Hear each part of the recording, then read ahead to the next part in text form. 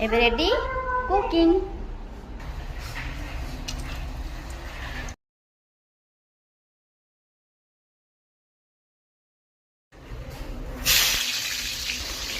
प्याज पड़ा आज गोटे नुआ तेल सब पनीपरिया को पकई किसी समय भाजवा तापर लुण हल्दी पक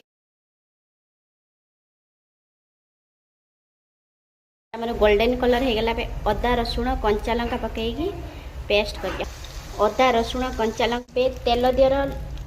लंका कलर पाउडर पकईया देख ये सुंदर देखा ए टमाटर पकईदबा हल्दी गुंड गरम मसला जीरा गुंड पनीपरिया पकईकी मसला सब पकईकी कषिबा